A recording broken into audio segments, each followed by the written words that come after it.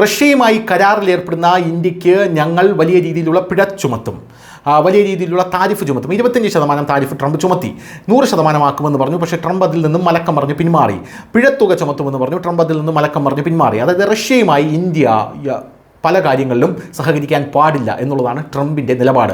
കാരണം റഷ്യ അമേരിക്കയുടെ ആജീവനാന്ത ശത്രുവാണ്. ഈ റഷ്യ ഇപ്പോൾ പിടിച്ചു നിൽക്കുന്നത് തന്നെ ഇന്ത്യയുടെ കാരുണ്യത്തിലാണ്. കാരണം ഇന്ത്യ റഷ്യയിൽ നിന്ന് സാധനങ്ങൾ മേടിക്കുന്നത് കൊണ്ടാണ് റഷ്യയ്ക്ക് സാമ്പത്തികം ചെല്ലുന്നത് എന്നുള്ള റിപ്പോർട്ടുകൾ നമ്മൾ കണ്ടതാണ്. ചൈനയും റഷ്യയിൽ നിന്ന് സാധനങ്ങൾ മേടിക്കുന്നുണ്ട്.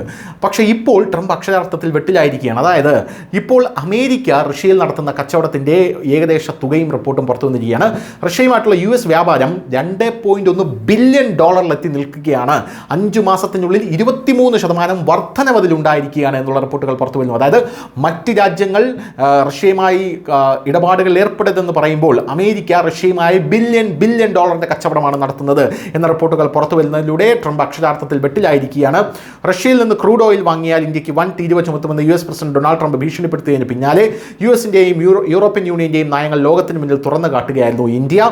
റഷ്യയുമായുള്ള ഇന്ത്യയുടെ വ്യാപാരത്തെ എതിർത്തിരുന്ന US തന്നെ 2025 ആദ്യ 5 മാസങ്ങളിൽ റഷ്യയുമായുള്ള വ്യാപാരം 23% വർദ്ധിപ്പിച്ച് $2.1 ബില്യൺ എത്തിച്ചെന്ന് വിദേശകാര്യ മന്ത്രാലയം ഇപ്പോൾ പറയുന്നുണ്ട്. വിദേശകാര്യ മന്ത്രാലയം ഡൊണാൾഡ് ട്രംപിനെ നേരിട്ടാണ് ആക്രമിച്ചത്.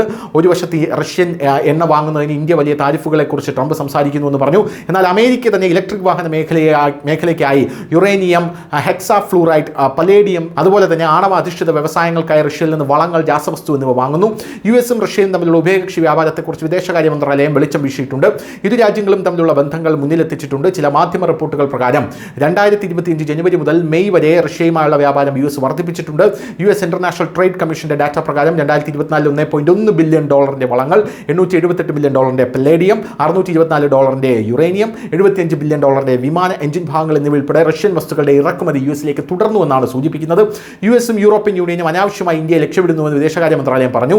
വാസ്തവത്തിൽ യുക്രൈൻ യുദ്ധം ആരംഭിക്കുന്നതിന് മുമ്പ് മുതൽ ഇന്ത്യ റഷ്യയിൽ നിന്ന് ക്രൂഡ് ഓയിൽ വാങ്ങുന്നുണ്ട്. മറുവശത്ത് യുക്രൈൻ യുദ്ധം ആരംഭിച്ചതിന് ശേഷവും 2023 റഷ്യയുമായുള്ള യൂറോപ്യൻ യൂണിയന്റെ വ്യാപാരം 67.5 ബില്യൺ യൂറോയിലെത്തി. അതേസമയം സേവനങ്ങളുടെ വാങ്ങലുകൾ 17.2 ബില്യൺ എന്ന റിപ്പോർട്ടുകൾ ഇപ്പോൾ പുറത്തു വരുന്നു. LNG വാങ്ങൽ സംബന്ധിച്ച വിദേശകാര്യ മന്ത്രാലയത്തിന്റെ പ്രസ്താവനയിൽ 2022 അവരുടെ വാങ്ങൽ 15.21 ബില്യൺ ആയിരുന്നുവെന്ന് പറഞ്ഞതായി വിദേശകാര്യ മന്ത്രാലയം ഇപ്പോൾ അറിയിച്ചിട്ടുണ്ട്. 2024 അത് 16.5 ബില്യൺ ടണ്ണായി വർദ്ധിച്ചു. യൂറോപ്യൻ റഷ്യയും തമ്മിലുള്ള വ്യാപാരത്തിൽ ഊർജ്ജം മാത്രമല്ല വളങ്ങൾ, ഖനന ഉൽപ്പന്നങ്ങൾ, രാസവസ്തുക്കൾ, ഇരുമ്പുരുക്ക്, യന്ത്ര സാമഗ്രികൾ, ഗതാഗത ഉപകരണങ്ങൾ എന്നിവയും ഉൾപ്പെടുന്നു എന്നുള്ളതാണ് മറ്റൊരു പ്രധാനപ്പെട്ട കാര്യം. 2025 മാത്രം റഷ്യയിൽ നിന്ന് US ബില്യൺ ഇറക്കുമതിയാണ് നടത്തിയിരിക്കുന്നത്. News desk, news India Malayalam.